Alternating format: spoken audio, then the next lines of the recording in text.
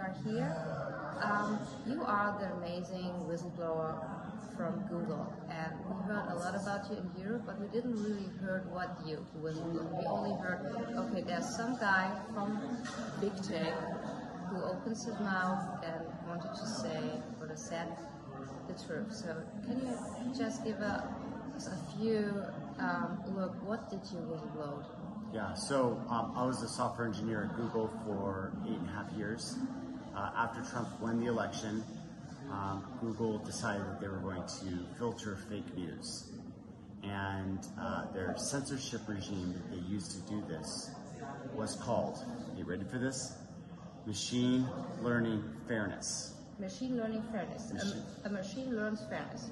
Yeah, Machine Learning Fairness. It's basically, social justice warrior, critical race theory blended with artificial intelligence, and then through the lens, this Marxist lens that they're using, they re-rank the entire internet. And and people are like, oh, they're censoring it, but they didn't know what it was. I personally thought that it was possibly Project Dragonfly because Google was talking about Project Dragonfly, but when I went to look for Project Dragonfly, I couldn't find anything. It was like a ghost. There was no information about it whatsoever. But I did see this machine learning fairness, and I saw all these different projects attached to it, and the messaging to the middle management about how to push this into every single project, and how to do performance reviews based upon whether the management teams were implementing the goals of this machine learning fairness. So they started when Trump won the election. So actually, Google tried to censorship Trump in the fact, because why should Google put this this machine in his searching program? Because it's a big, you go on Google when you want to see which restaurant is good in nearby you. So why should Google do this? Well, they shouldn't, and not only that, but they promised that they wouldn't do that. When Google went IPO, right, their initial public offering of stock, what they said was, well, they put out this constitution, and this constitution said that, number one, don't be evil. Number two, organize the world's information and make it universally accessible and useful. Google got rid of don't be evil, now they changed it to do the right thing. And but they still have their second one, which is to organize the world's information.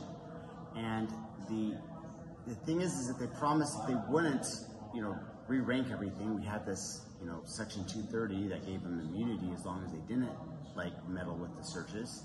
And then they're just like, we're just going to ignore that, and we're just going to go straight into filtering everything on the internet because we need to create a more fair and equitable world, and we can do that via product intervention. So,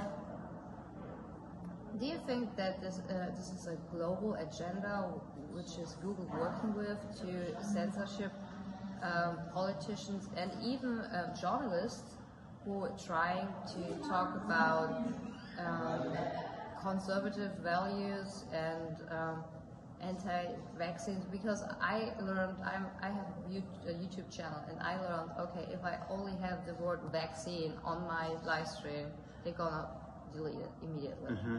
So do you, like that. Yeah.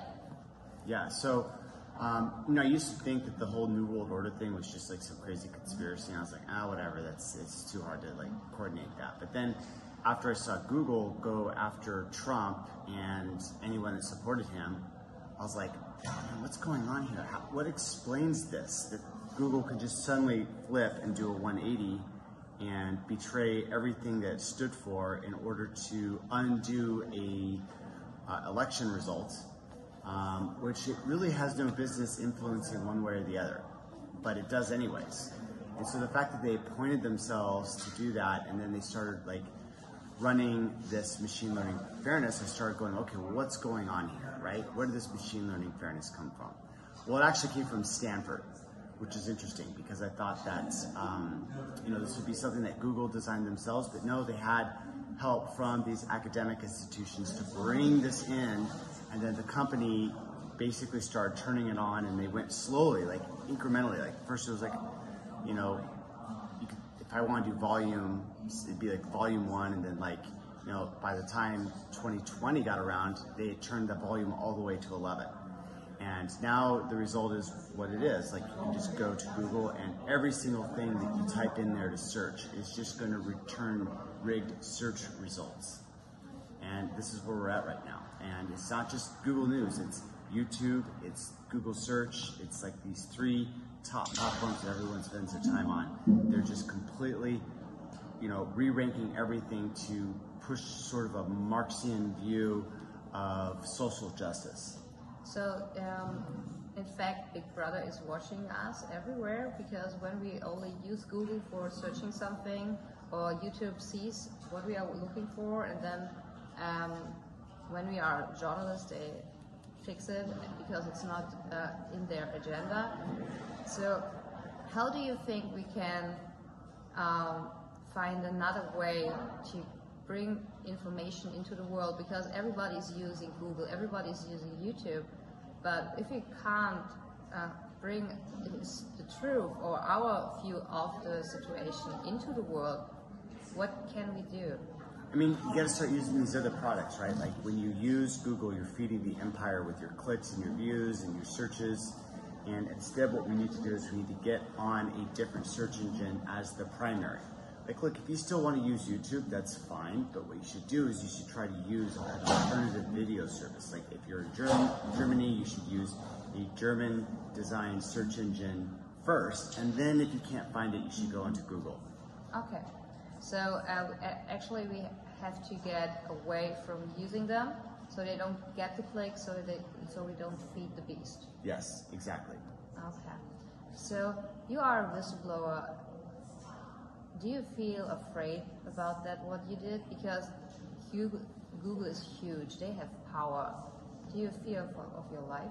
I did for a while, but I pretty much just like accepted that this may kill me. So that acceptance like brought me peace, and like someone comes and like, you know, comes for me, I'm not gonna be that like, oh my God, I'm finally gonna die. So I'm like, oh, okay, this is how it ends. So. But the reason why I'm calling that is because I feel like my life has meaning now because of this fight. Like, trying to make sure that we have a free market of ideas brings my life meaning in a way that I never knew that it could. Like, before, I was just like living my life and, you know, self-centered and concerned about myself in this world.